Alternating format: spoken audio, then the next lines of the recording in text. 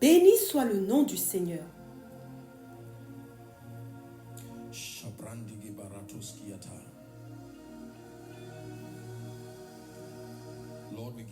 Seigneur, nous te louons et nous t'honorons par la puissance du Saint-Esprit. Au nom puissant de Jésus, nous avons ainsi prié. Amen.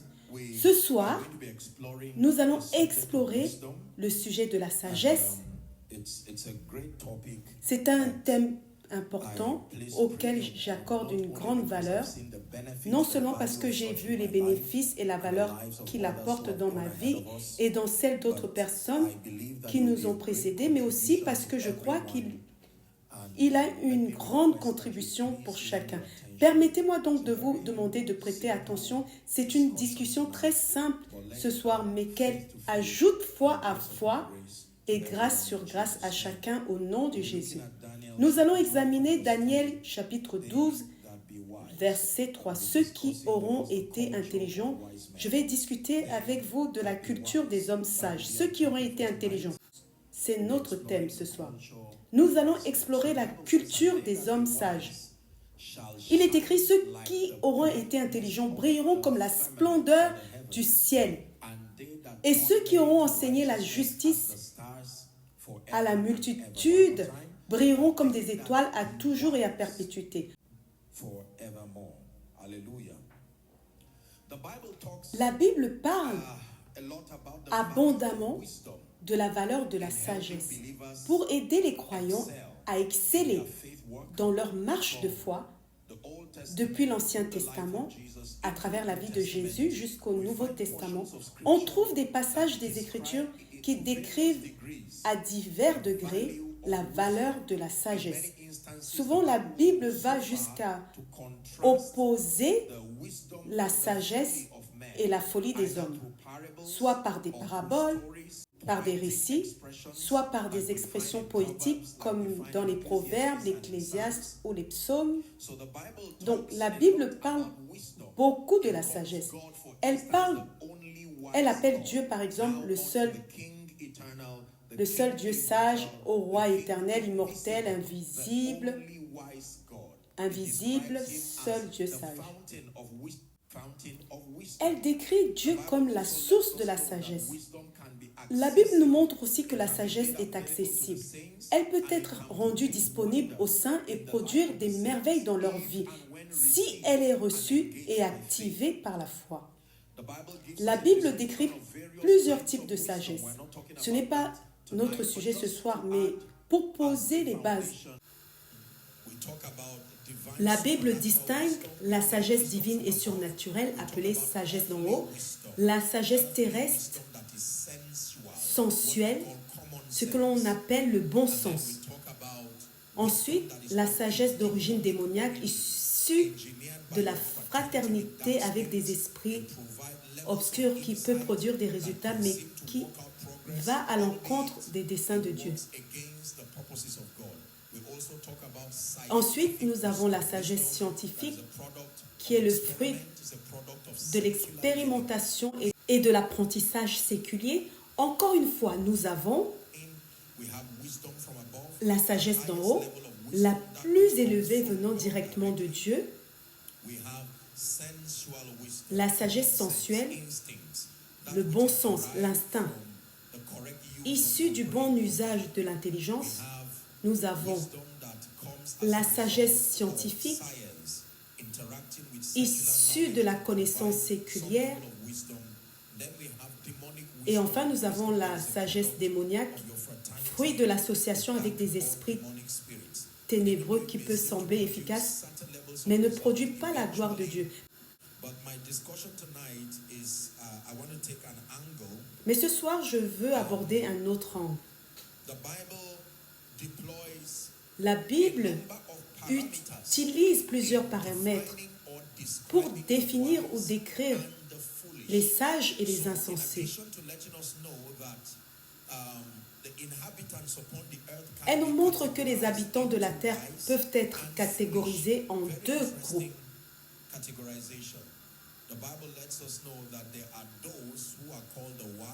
Les sages et les insensés. C'est une catégorisation très intéressante. La Bible va plus loin en utilisant plusieurs critères pour décrire les sages et les insensés. Certaines fois, la Bible utilise leur état de cœur ou leur conviction spirituelle. Exemple, l'insensé dit dans son cœur, il n'y a pas de Dieu. Donc, celui qui nie l'existence du Dieu du ciel est considéré comme insensé selon la Bible.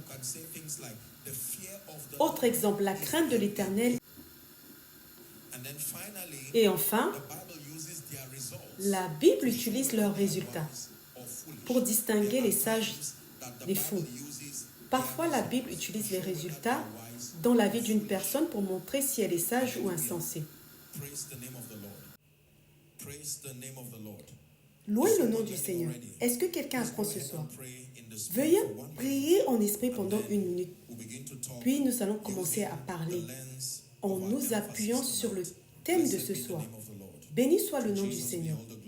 À Jésus revient toute la gloire. Au nom incomparable de Jésus. Proverbe 21, verset 20. Proverbe 21, verset 20.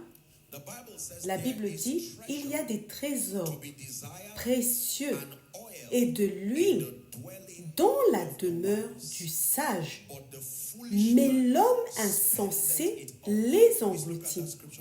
Veuillez regarder attentivement ce verset pendant que je lis. Il y a des trésors précieux et aussi de l'huile dans la demeure, l'habitation du sage, mais l'homme insensé les engloutit. Tant que Dieu n'a pas ouvert vos yeux, il y a beaucoup de choses que vous ne verrez pas dans ce verset. Vous penserez que la déclaration est aussi claire qu'elle est écrite jusqu'à ce que vous commenciez à chercher avec les yeux de l'esprit. Et vous serez émerveillés par les choses qui sont écrites et que vos yeux n'avaient pas vues. Que Dieu nous accorde la grâce et la compréhension au nom de Jésus. La première chose que nous apprenons de ce verset, c'est qu'il existe bel et bien une demeure des sages. La demeure des sages. La Bible dit qu'il y a des trésors précieux et de l'huile, non seulement en présence des sages, non seulement sur les sages, mais dans la demeure des sages. Cela signifie qu'il existe un lieu où se trouvent les hommes sages. Il existe aussi un lieu où se trouvent les insensés. La sagesse peut se trouver dans la vie d'une personne, mais la sagesse peut aussi se trouver dans un lieu. Il existe des endroits qui offrent une probabilité élevée de trouver la sagesse. Il existe aussi des lieux qui offrent une probabilité de trouver des insensés. Je ne vais pas citer des noms, mais il y a des endroits dans notre monde, dans nos communautés. Si vous trouvez une personne dans cet endroit, il est très probable que cette personne soit insensée. Je ne vais pas nommer ces lieux, mais il y a certains endroits où lorsque vous trouvez les gens, la probabilité est très élevée que cette personne soit insensée. Ai-je raison? Il y a d'autres endroits où lorsque vous trouvez quelqu'un, surtout s'il est régulier à cet endroit, cette personne est sage. Apprenons-nous, la Bible dit qu'il existe une habitation des sages. Cela signifie donc qu'il existe aussi une habitation des insensés. Vous savez ce que cela signifie? Lorsque Dieu veut aider un homme à devenir sage, la première chose qu'il fait, c'est de le conduire dans une région où la sagesse est la plus probable. Lorsque Satan veut détruire un homme et le rendre insensé, il ne se contente pas de lui proposer des idées stupides. Il le conduit dans une habitation d'insensés. Et tout ce que vous avez à faire, c'est de rester là. Lorsque vous vous trouvez dans l'habitation des insensés, que pensez-vous qu'il vous arrive? Vous commencez à être endoctriné selon la manière des insensés. Donc, la véritable délivrance pour quelqu'un qui passe de la folie à la sagesse n'est pas seulement l'arrivée de l'information. Ce n'est pas l'arrivée de l'information. Il y a un transport. Il y a des endroits où vous ne devez pas aller si vous désirez la sagesse. Et il y a aussi des endroits que vous ne devez pas quitter. Il y a des lieux où, si vous continuez à y rester, vous ne pouvez pas être sage.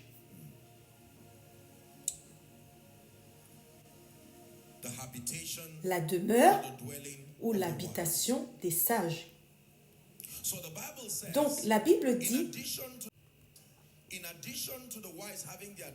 en plus du fait que les sages ont leur demeure, deux choses s'y trouvent. Premièrement, des trésors précieux à désirer. Pas seulement des trésors, mais des trésors à désirer.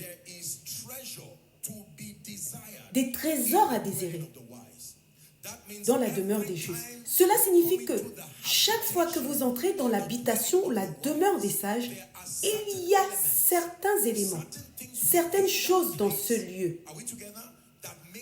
qui rendent tout ce qui s'y trouve sage. La première chose, c'est qu'il y aura toujours des trésors à désirer. Nous en parlerons un peu plus. Deuxièmement, de l'huile. De l'huile dans la demeure des sages. La prochaine chose que je veux souligner rapidement est la deuxième phrase. La Bible fait une déclaration très profonde. Elle dit, mais l'homme insensé. Je pensais qu'elle dirait, mais l'homme insensé ne les possède pas. Mais elle dit, l'homme insensé les dépense. L'homme insensé dépense quoi? Les trésors et l'huile. Est-ce que nous apprenons? Louez le nom du Seigneur. À présent, parlons du concept de trésor. Car la Bible dit qu'on peut reconnaître qu'un homme est sage parce que lorsqu'on s'approche de lui, on trouve deux choses, des trésors et de l'huile. Et si vous ne trouvez ni trésor, ni huile, cet homme n'est pas sage. Ou bien cette habitation n'est pas un lieu de sagesse. Premièrement, le mot trésor évoque généralement la richesse ou les choses précieuses.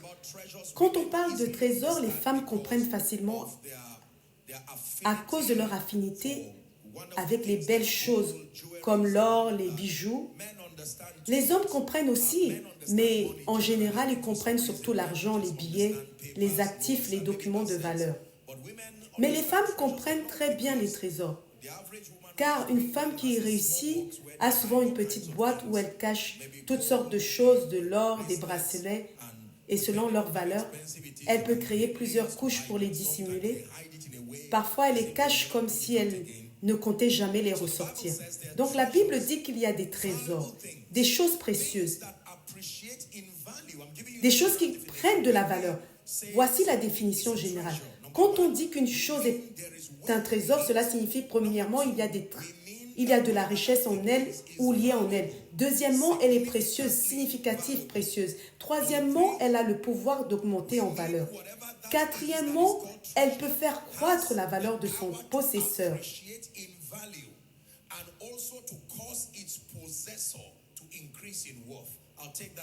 Je reprends cela. Quand on dit qu'une chose est un trésor, cela signifie premièrement, il y a de la richesse en elle ou liée en elle, liée à elle.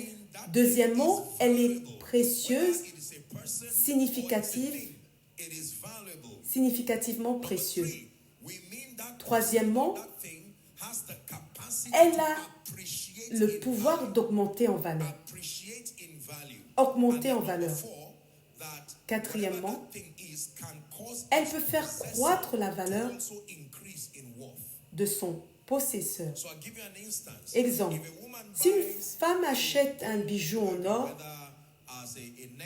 un collier, une montre, peu importe, pour 1 million, 2 millions, voire 5 millions, c'est beaucoup.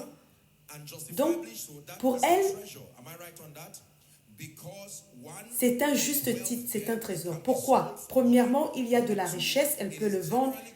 Deuxièmement, il est considéré comme précieux dans notre monde. Troisièmement, il peut prendre de la valeur. Elle peut le garder 2 ou 3 ans et sa valeur peut doubler. Et quatrièmement, il peut augmenter sa valeur nette en termes financiers.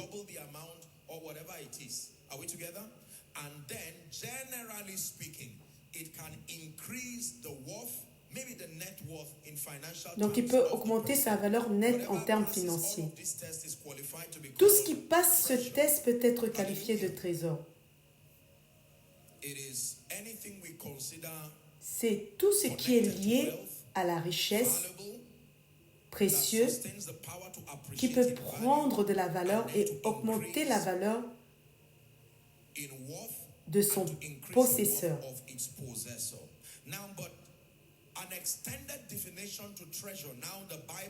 Définition selon la Bible et d'un point de vue prophétique, le trésor désigne aussi la connaissance, le corps de connaissance qui permet aux croyants de marcher dans la domination. Notez bien cela.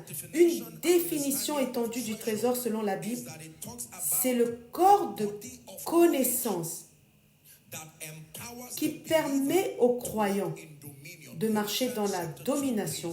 Colossiens 2, versets 2 à 3. Colossiens 2, versets 2 à 3.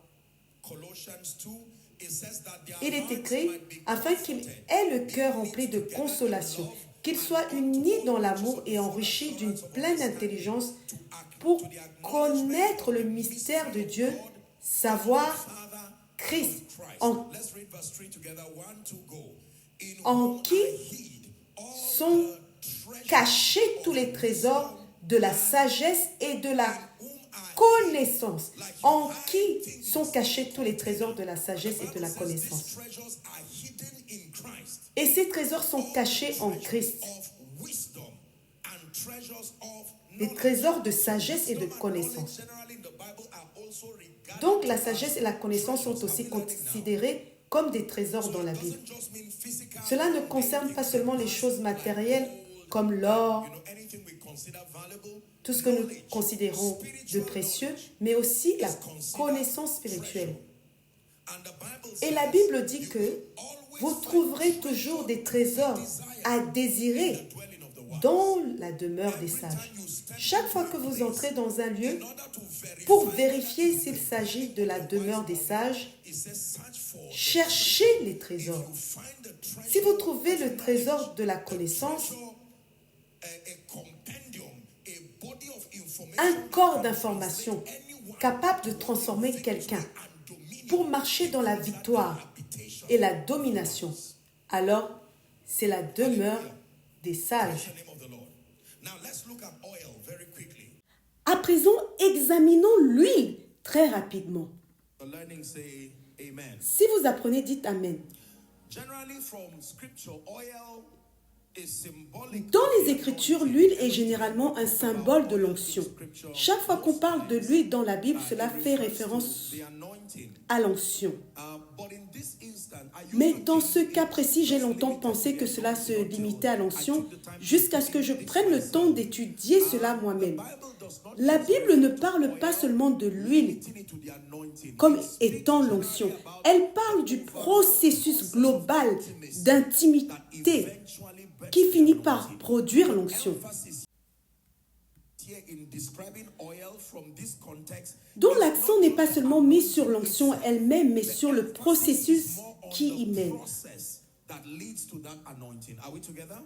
Le processus qui mène à cette onction. Sommes-nous ensemble? Est-ce que vous me comprenez jusqu'ici? La Bible utilise le mot huile, mais elle ne se limite pas à l'onction. Elle fait plutôt référence au processus global qui mène à l'onction, à son arrivée ou à son augmentation dans la vie d'un homme. Cela commence à éclairer ce verset. Il y a un trésor, un corps de connaissance, une information spirituelle qui est à désirer. Et vous savez que lorsque la Bible parle de trésor et de désir, cela devient plus clair quand vous lisez Genèse chapitre 2 et 3, la chute de l'homme.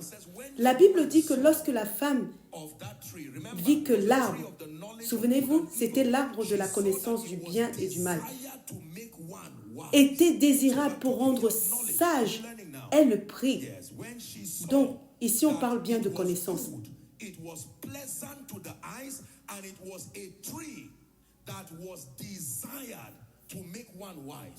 C'était un arbre agréable aux yeux et qui était désirable pour rendre sage. Satan est en train d'imiter quelque chose ici. La Bible dit qu'il y a un trésor à désirer. Et ce désir conduit à la sagesse. Il y a un trésor à désirer et de l'huile dans la demeure des sages. Loué soit le nom du Seigneur. Vous trouverez toujours une abondance de connaissances, un accès à l'information spirituelle utile qui transforme quelqu'un de faible à fort, de petit à grand, dans la demeure des sages. Je le répète, l'huile ici va au-delà de l'onction directe. Elle parle de la relation et des processus qui mènent à cette onction. Donc, lorsqu'on parle de l'huile dans ce contexte, on ne parle pas seulement de l'onction. L'accent est mis sur la relation. Prêtez attention s'il vous plaît. Les éléments vont bientôt s'assembler. Il s'agit des relations et des processus qui mènent à l'arrivée de l'onction. Qui est en train d'apprendre? C'est très puissant.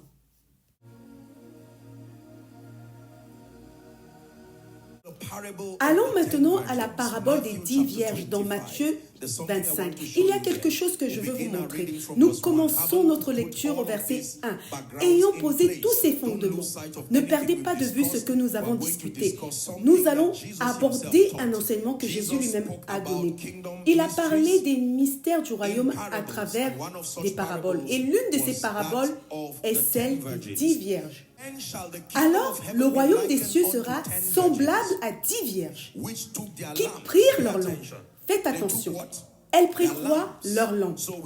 On voit donc dans cette histoire qu'elles avaient toutes des lampes.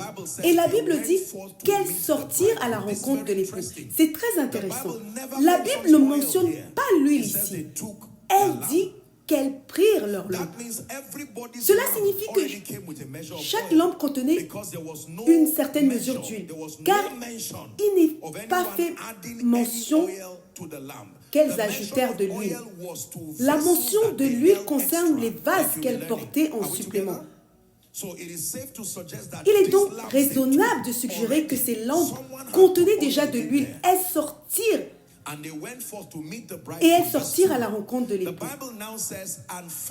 Au verset 2, 5 d'entre elles étaient sages et 5 étaient folles. Souvenez-vous de ce que nous avons dit sur la demeure des sages. On y trouve des trésors et de l'huile. 5 étaient sages et 5 étaient folles. Mais on ne peut pas le savoir immédiatement à partir du récit. Les versets 1 et 2 ne contiennent pas assez d'informations pour justifier pourquoi Jésus appelle 5 sages et 5 folles. Verset 3. Les folles, en prenant leur lampe, ne prirent point d'huile avec elles. Jésus définit ici la folie selon un paramètre inhabituel.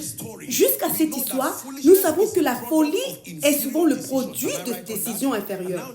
Mais ici, Jésus dit que ces personnes prirent leur lampe, mais ne prirent pas d'huile avec elles. Et bien qu'elles aient des lampes, il les appelle folles.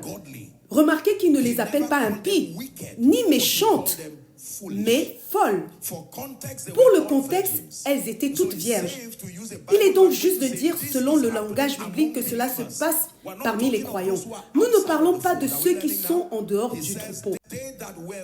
Les folles, en prenant leur lampe, il y avait déjà de l'huile à l'intérieur, sinon elles ne fonctionneraient pas. Mais elles ne prirent point d'huile supplémentaire. Verset 4. Mais les sages prirent de l'huile dans leur vase avec leur lampe. Elles prirent de l'huile dans leur lampe, mais aussi dans leur vase. De l'huile dans leur vase. Verset 5. Comme l'époux tardait, Elles s'assoupirent toutes et s'endormirent. Très intéressant. Combien se sont assoupies? Toutes. Combien se sont endormies? Toutes. Alors pourquoi 5 sont-elles appelées folles? Car toutes les 10 sont devenues fatiguées. Elles se sont toutes épuisées. Probablement toutes les 10 se sont plaintes de ce que l'époux tardait.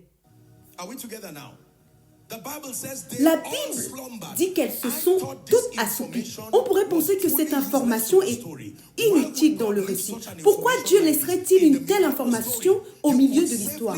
On pourrait sauter du verset 4 au verset 6 et cela tiendrait toujours. Mais la Bible dit que l'époux tarda. C'est une information très importante. La Bible est honnête. L'époux tarda. Il ne vint pas au moment attendu. Et en conséquence, elles s'assoupirent toutes et s'endormirent. Verset 6. Au milieu de la nuit. Écoutez, regardez le temps. Pas le matin, l'après-midi.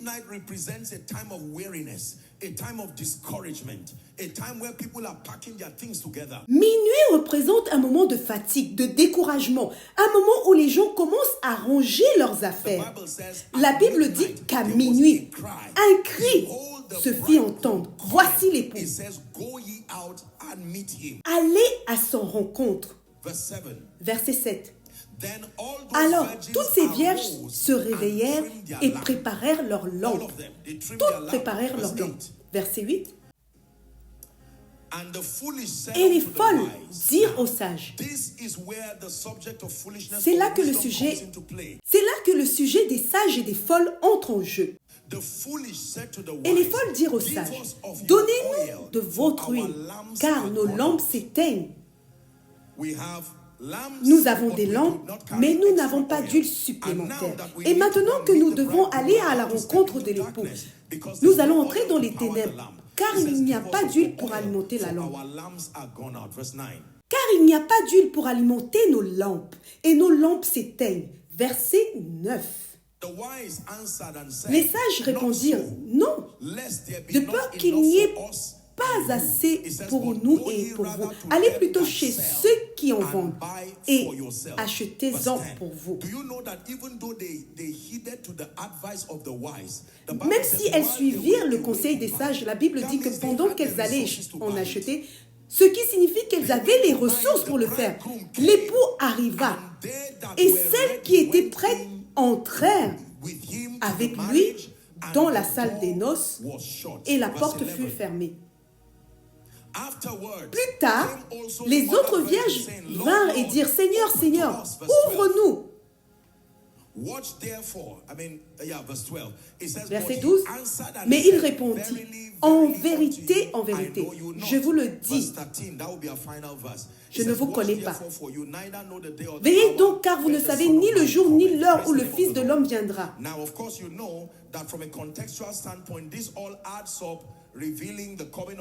Ce récit, bien sûr, révèle le retour de Jésus, les réalités de la rédemption et son retour imminent.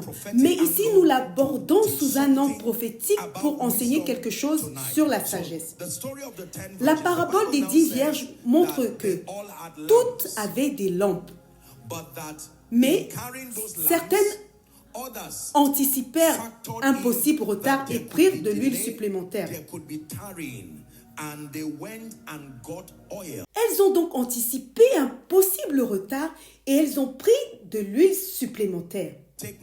Souvenez-vous, en parlant de l'huile dans la demeure des sages, j'ai dit que l'accent était mis sur la relation et le processus qui mène à l'huile, plus que l'huile elle-même. Les folles avaient des lampes, mais ne savaient pas comment obtenir l'huile. L'accent est mis sur ceux qui vendent. Elles ne prirent pas le temps de connaître ceux qui vendaient. Pourtant, elles avaient l'argent pour acheter. Si elles avaient rencontré les vendeurs plus tôt, ils leur auraient dit, je pense que vous devriez prendre l'huile supplémentaire. Je suis sur le point de résumer les leçons à en tirer. C'est puissant. À présent, je vais maintenant faire un contraste avec avec une autre histoire. Dans 2 Rois chapitre 4, béni soit le nom du Seigneur. Commençons au verset 1. Une famille parmi les épouses des fils des prophètes cria vers Élisée, disant, ton serviteur, mon mari, est mort, et tu sais que ton serviteur craignait l'Éternel. Et le créancier est venu pour prendre mes 2 fils afin qu'ils soient ses esclaves. Élie lui dit, que puis-je faire pour toi? Dis-moi, qu'as-tu dans ta maison? Qu'as-tu dans ta maison? Il n'a pas dit qu'as-tu dans ta vie. Faites attention. Il y a un trésor à désirer et de l'huile où? Dans la demeure des sages. Le prophète regarde la femme et lui dit, qu'as-tu? Je veux savoir ce qu'il y a dans ta maison. Tu dis que ton mari était un prophète. Il y a quelque chose qui ne colle pas. Tu dis que ton mari était prophète, qu'il me connaissait, et pourtant tu es endetté. Je veux savoir ce qu'il y a dans ta maison. Autrement dit, il veut savoir si la sagesse habitait cette maison. Il doit y avoir une explication au fait que cet homme était prophète, mais qu'il est mort dans les dettes. Et la seule manière de le savoir, c'est d'examiner ce qu'il y avait dans sa maison. Dis-moi ce qu'il y a. Et la femme dit, il n'y a rien. Si tu cherches un trésor, j'ai tout vendu. L'homme insensé dépense tout. Mais elle dit, il reste quelque chose. Ta servante n'a rien dans la maison. Le prophète dit non, quelque chose ne va pas. Et elle dit, sauf, il dit, je t'écoute. Elle dit, un petit pot d'huile. Il dit, voilà, vraiment ton mari était prophète. Je ne sais pas ce qui lui est arrivé ensuite, mais le fait qu'il y ait de l'huile signifie qu'il est encore possible de faire quelque chose. Est-ce que vous comprenez? Il y a un trésor à désirer et de l'huile dans la demeure des sages. Voici donc un prophète qui veut aider une femme et qui dit, je dois savoir de quel type de maison tu viens. Ton mari était prophète. Il t'a laissé sans rien, tu as tout dépensé. C'est le langage de l'insensé. Mais je veux t'aider. Qu'as-tu dans ta maison? Elle dit, honnêtement, je n'ai rien. Autrement dit, il n'y a aucun trésor que je puisse vendre. Tout est parti. Mais elle dit, j'ai un petit vase d'huile. Verset 3. Va, je sais maintenant où est ton problème. Pour les 10 vierges, leur problème était l'huile. Sommes-nous ensemble? Elles avaient la lampe. Elles avaient les vases.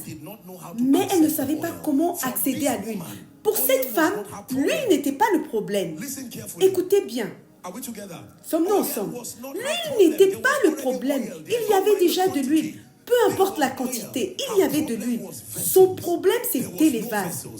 Elle n'avait pas de vase de récipient. Et le prophète dit, je vais résoudre ton problème. Va emprunter des vases, des récipients chez tous tes voisins. De la même manière qu'on a dit aux vierges, allez acheter de l'huile chez ceux qui en vendent. Il dit, va emprunter les vases chez tes voisins, même des vases vides. Et en empruntant, n'emprunte pas peu. Quand tu seras entré, ferme la porte sur toi et tes fils. Puis, prends cette huile et commence à la verser dans les vases. Regardez ce mystère. Il y a quelque chose dans l'huile qui peut agir sur les vases et te sauver de tous les problèmes que tu traverses. Verset 5.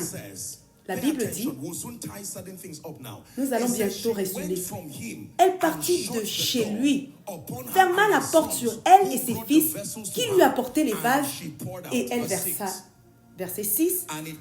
Et il arriva que lorsque les vases furent pleins, elle dit à son fils, apporte-moi encore un vase.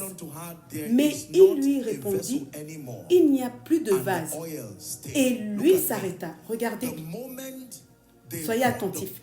Dès qu'ils versèrent l'huile dans les vases, ce n'était plus simplement de l'huile, c'était devenu un trésor à désirer. il dit, maintenant prends ce trésor, va le vendre. Écoutez, c'était de l'huile parce qu'elle était dans un petit pot. Mais maintenant, il dit, transfère cette huile, mets-la dans des vases. J'espère que Dieu va ouvrir les yeux de quelqu'un. Verset 7. Elle vint et le dit à l'homme de Dieu et dit, va vendre l'huile et paie ta dette. Sommes-nous ensemble? Elle ne pouvait pas vendre celle qui était dans le petit pot. Si c'était juste une question de vendre de l'huile, pourquoi ne lui a-t-il pas dit, va la vendre à quelqu'un? Non. Si tu vends juste ce petit pot, je vous ai dit que ce n'était pas simplement de l'huile. Il parle davantage de la relation et du processus qui mène à l'augmentation, à l'arrivée de l'huile. Sommes-nous ensemble? C'est très puissant. Maintenant, c'était devenu pour elle un trésor à désirer. Tous ceux qui l'ont acheté par la suite étaient dans cette ville. Ils avaient l'argent pour la libérer, mais il n'y avait pas de trésor à désirer. Il n'y avait rien dans la maison qui pourrait être désiré. D'où viennent soudainement ces gens? Parce qu'il y avait maintenant un trésor à désirer dans la demeure des sages. Pour les 10 vierges, elles avaient des lampes. Remarquez, elles avaient des lampes. Et la lampe avait une capacité infinie à brûler, à condition qu'il y ait de l'huile, tant qu'il y avait de l'huile. La différence entre ce que portaient les 10 vierges et ce que portait cette femme, c'est que les 10 vierges avaient des lampes. La lampe n'a jamais eu de problème dans l'histoire. Tant qu'il y avait de l'huile, elle continuait à brûler. Le problème, c'est qu'elle n'avait pas d'huile dans leur vase. Donc, lorsque la lampe s'est épuisée, s'est éteinte, elle n'avait plus de valeur pour elle. Et il leur a dit, pour vous les vierges, n'allez pas emprunter des vases. Ce n'est pas un problème de vase. La lampe que vous avez peut brûler indéfiniment. Tant qu'il y a de l'huile, allez chez ceux qui en vendent, qu'ils vous enseignent comment obtenir de l'huile. Mais malheureusement, pendant qu'elles allaient acheter de l'huile, à leur retour, la porte fut fermée. Mais pour la femme en détresse, il lui dit, va emprunter des vases. L'huile dans ta maison peut produire un trésor à désirer. Et avec ce trésor, ta vie peut changer. Avec la présence de cette huile qui produit un trésor dans ta maison, ceux qui t'ignoraient peuvent maintenant venir l'acheter. Il dit, va chez ceux qui vendent. Tu vendras tellement que tu paieras ta dette et tu vivras du reste.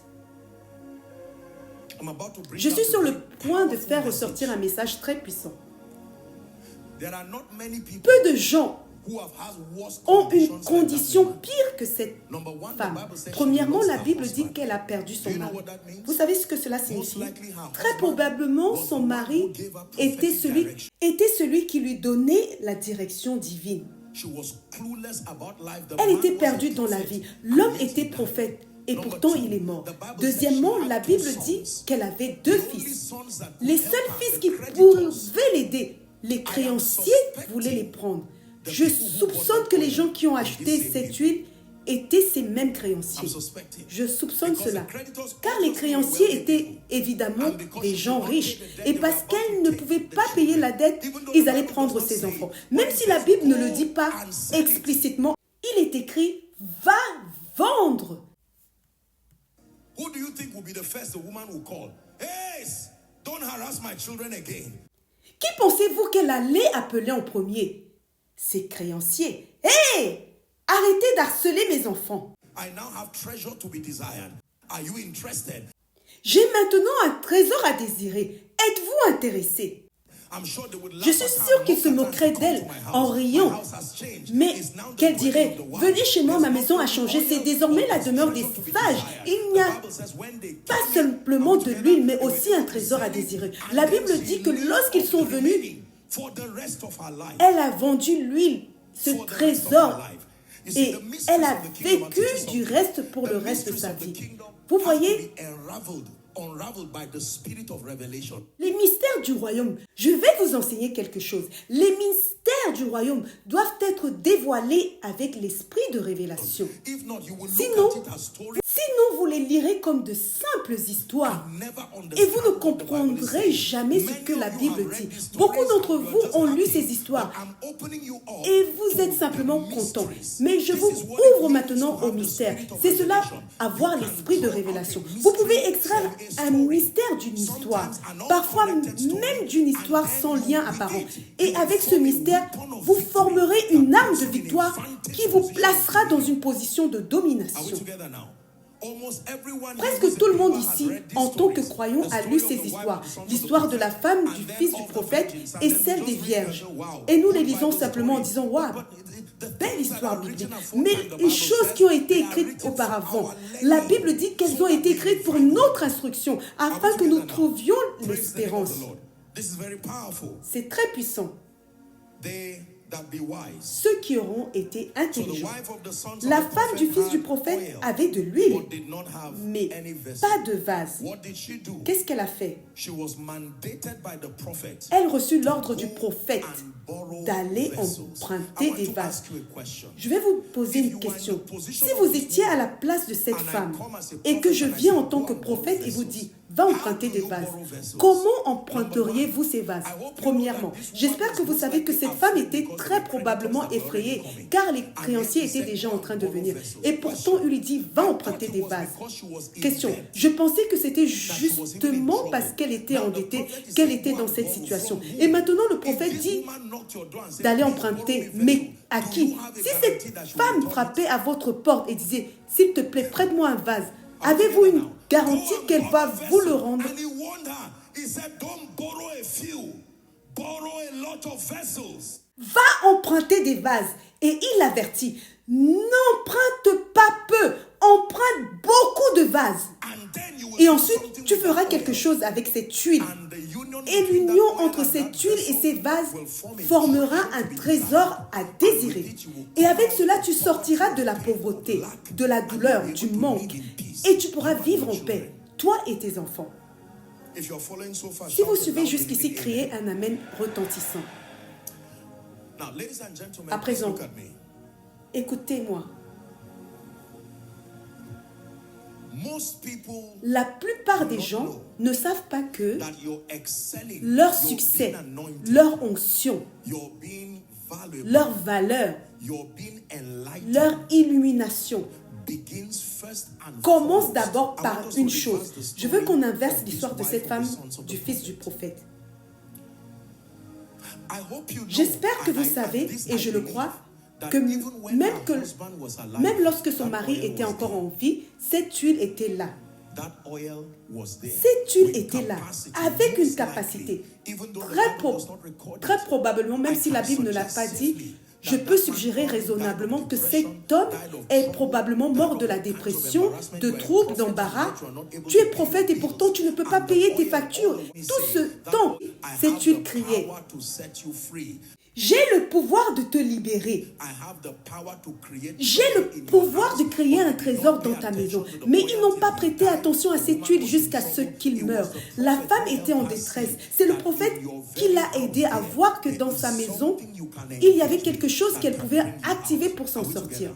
Now, let me tell you this, À ladies présent, and laissez-moi gentlemen. vous dire ceci. Every time Chaque fois you want to que vous grow voulez in grandir wisdom, en sagesse, and every time et you chaque want fois to que vous live a voulez life of vivre dominion, une vie a de life of domination, grace, de a life grâce, of power, de please puissance, listen. écoutez, The foundation le fondement of that journey de ce parcours, is your relationship c'est with votre the Holy relation Spirit. avec le Saint-Esprit. Everybody, please Tout le listen, monde, please, please écoutez-moi. listen. S'il vous Please plaît, listen. écoutez.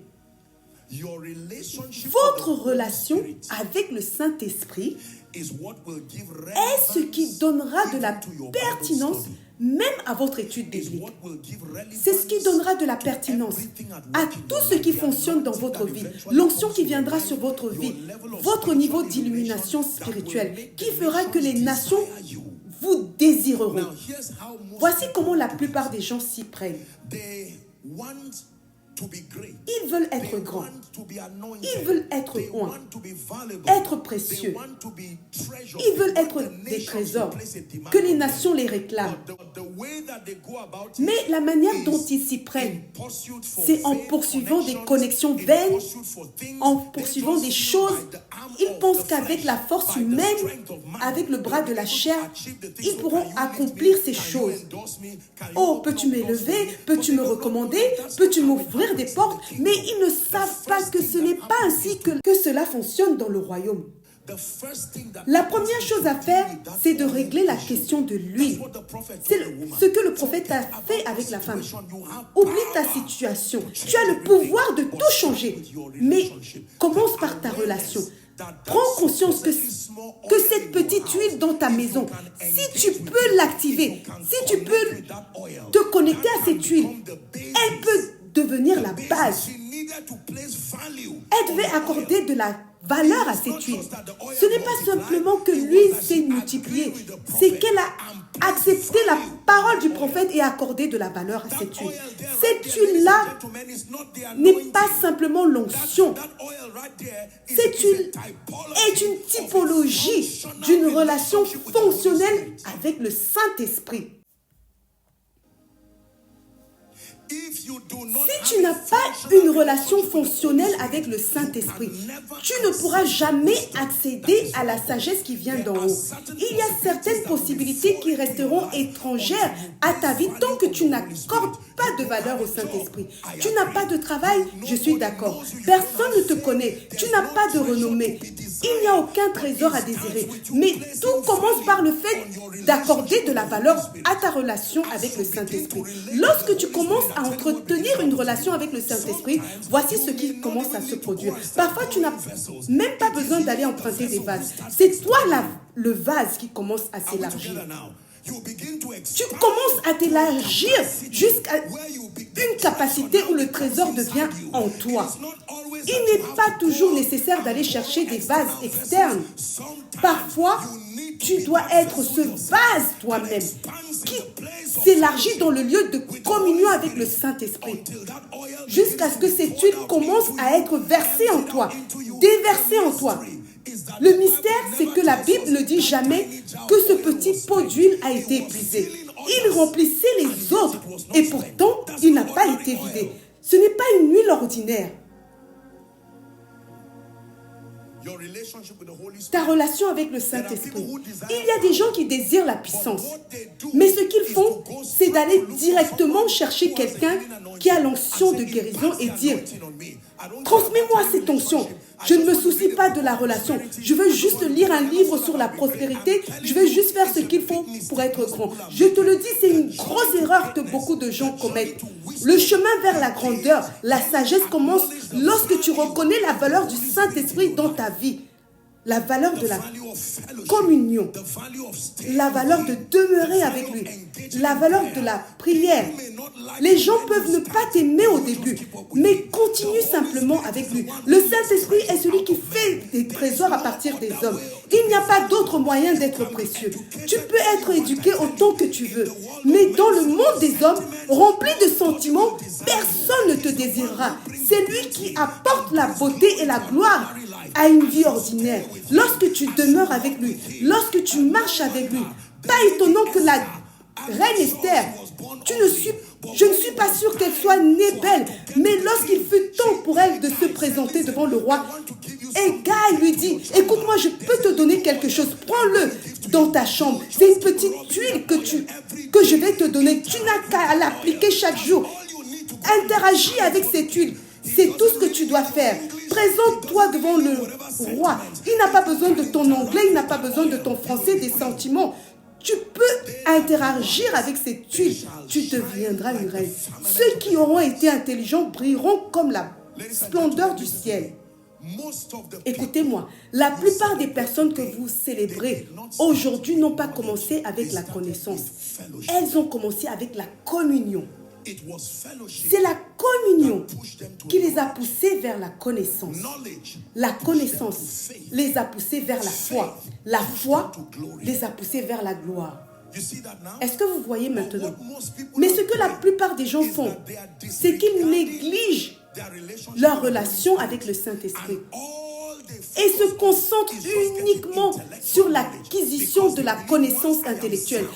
Parce qu'ils croient que dès qu'ils sont compétents, tout ira bien. J'espère que vous savez qu'on peut être intelligent et pourtant ne pas être une solution. C'est une chose d'être intelligent, mais le monde gravite autour des fournisseurs de solutions. Pas juste des gens intelligents. Tu peux être intelligent autant que tu veux. Si tu ne peux pas résoudre mon problème, tu m'es inutile.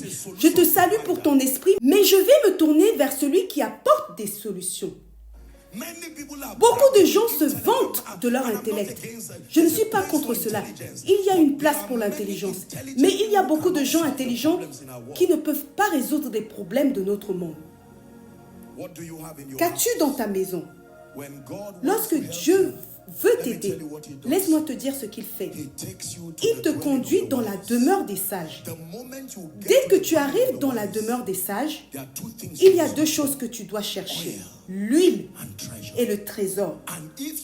Et si tu ne trouves pas le trésor, trouve l'huile, la capacité de bâtir une relation. Cela signifie que si tu veux rendre un homme sage, envoie-le là où il peut rencontrer le Saint-Esprit. Envoie cet homme là où il peut commencer une relation avec le Saint-Esprit. Envoie-le vers un homme de Dieu, dans un lieu. C'est ce qu'on appelle la demeure des sages. La personne peut ne pas avoir des dons, peut ne pas avoir des talents, peut ne pas être sage, mais si tu l'envoies là où il peut trouver le Saint-Esprit, il va commencer son chemin vers la sagesse et la grandeur. Lorsque tu trouves le Saint-Esprit et que tu commences à entretenir ta relation grandit fonctionnellement dans ta prière. J'espère que vous savez que le Saint-Esprit est un esprit réel. Si tu n'as pas bâti une intimité avec le Saint-Esprit, tu ne croiras jamais ce que les gens disent. Le Saint-Esprit n'est pas un démon. C'est un esprit réel. C'est l'Esprit de Dieu. Tu sais ce qui se passe lorsque le Saint-Esprit commence à marcher avec un homme? Sa mission, tout ce qu'il fait, c'est qu'il te transforme en trésor sans que tu le saches. Il te donne la révélation. Il ouvre les Écritures, ligne après ligne, précepte après précepte. Il te recommande un message, un lieu, une conférence, une rencontre. Tout cela, il te construit. Très bientôt, les nations commencent à te désirer et diront: où étais-tu? Nous avons besoin de toi. Il y a un trésor et de l'huile à désirer dans la demeure des sages. Laissez-moi vous dire ceci. Écoutez-moi, s'il vous plaît. Prêtez attention.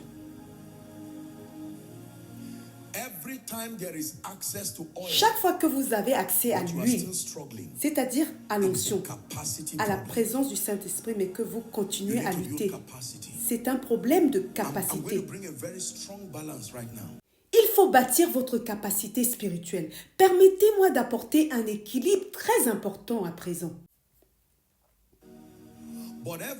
Mais chaque fois qu'il y a beaucoup de vases, mais aucun impact, vous devez aller vérifier s'il n'y a pas un problème d'huile. Vous voyez, ces deux problèmes, ce sont les principaux problèmes des croyants dans le corps du Christ. Il y a des croyants dans le corps du Christ, leur problème n'est pas un problème d'information. Ils ont une abondance d'informations, mais leur homme spirituel n'a pas été vivifié. Ils ne comprennent pas les dynamiques de l'intimité, de la communion ou de la prière. Ils parlent avec intelligence, mais vous verrez un écart entre ce qu'ils savent et leur expérience. Vous ne pouvez pas nier que ce qu'ils savent est juste, mais ils ne peuvent pas donner vie à ce qu'ils savent parce qu'il leur manque l'huile. Mais il y a beaucoup de gens qui ont l'huile, mais qui n'ont pas maximisé leur interaction avec le Saint-Esprit. Ils prient, jeûnent, mais ils n'ont pas recherché une connaissance supérieure. Leur relation avec le Saint-Esprit a été altérée par le biais de la religion. Et parfois, en se livrant à la prière, au jeûne et à la parole, cela ne les a pas conduits à la parole. L'un des moyens de savoir, L'un des moyens de le savoir, je vous l'ai enseigné en vous enseignant sur le discernement des esprits. Le Saint-Esprit vous conduira toujours à la parole. Ne me dites pas que vous avez été en relation avec le Saint-Esprit depuis longtemps et que plus vous grandissez dans votre relation, plus vous négligez la parole de Dieu. C'est un esprit familier. Si c'est le Saint-Esprit, il vous conduira toujours à la lumière des Écritures. À présent, il est possible de lire la Bible religieusement et à la fin d'avoir beaucoup de connaissances intellectuelles sans pouvoir l'éprouver dans votre vie. Vous pouvez être un vase, mais un vase vide. Sommes-nous ensemble? Ce n'est pas le vase vide que les gens sont venus acheter. Ils sont venus acheter des vases qui étaient pleins. Même si le vase est disponible, il doit être plein avant de devenir un trésor à désirer.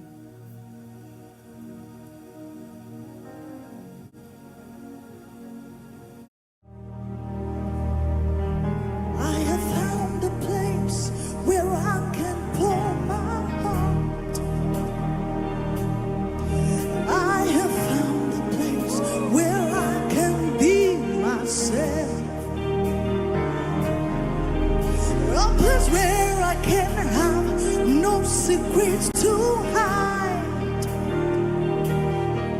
a place where I am still safe after it all.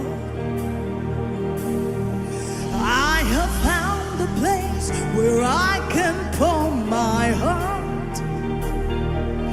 I have found a place where I can be myself. Yeah. A place where I can have no secrets to hide. A place where I am still safe after it all. Yeah. With you, Lord, I can be naked and not ashamed. Yeah. With you, Lord, I can be open and have no fear. For I found in you a friend that I can trust. Oh, and that is why you will remain my great physician. With you